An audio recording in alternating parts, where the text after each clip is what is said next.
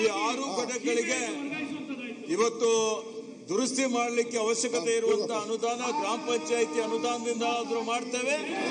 ಒಂದು ವೇಳೆ ಗ್ರಾಮ ಪಂಚಾಯಿತಿಯಲ್ಲಿ ಅನುದಾನ ಲಭ್ಯ ಇಲ್ಲದೇ ಇದ್ದರೆ ಅದನ್ನು ಇಲಾಖೆ ಅನುದಾನದಿಂದ ಪೂರ್ಣ ಎಲ್ಲಾ ಶುದ್ಧ ಕುಡಿಯುವ ನೀರಿನ ಘಟಕಗಳನ್ನು ನಾವು ರಿಪೇರಿ ಮಾಡಿ ದುರಸ್ತಿ ಮಾಡಿ ಅದನ್ನು ಇವತ್ತು ವರ್ಕಿಂಗ್ ಕಂಡೀಷನ್ ಅಲ್ಲಿ ತರ್ತೀವಿ ಅನ್ನುವಂತ ಒಂದು ಮಾತನ್ನು ಗೌರವಾನ್ವಿತ ಸದಸ್ಯರಿಗೆ ನಾನು ಹೇಳಿಕೆ ಬಯಸ್ತಾ ಇದ್ದೇನೆ. ಹಾಗೆ ಇವತ್ತು ಇಡೀ ರಾಜ್ಯದಲ್ಲಿ ಸುಮಾರು 20,340 ಶುದ್ಧ ಕುಡಿಯುವ ನೀರಿನ ಘಟಕಗಳಿದ್ದಾವೆ. ಅದರಲ್ಲಿ 17,208 ಘಟಕಗಳು ಈಗಾಗಲೇ ಕಾರ್ಯಾಚರಣೆಯಲ್ಲಿ ಇದ್ದಾವೆ. ಡಿಫೆಕ್ಟ್ 602 ಇದ್ದಾವೆ. ಮತ್ತೆ ರಿಪೇರಿಗೆ 2,530 ಇದ್ದಾವೆ.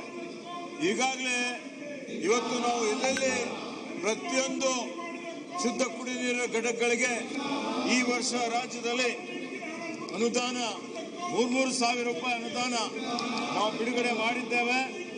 ಹೋದ ವರ್ಷ 1,416 ಶುದ್ಧ ಕುಡಿಯುವ ನೀರಿನ ಘಟಕಗಳಿಗೆ 49,34 ಕೋಟಿ ರೂಪಾಯಿ ಅನುದಾನ ನಾವು ಬಿಡುಗಡೆ ಮಾಡಿದ್ದೇವೆ.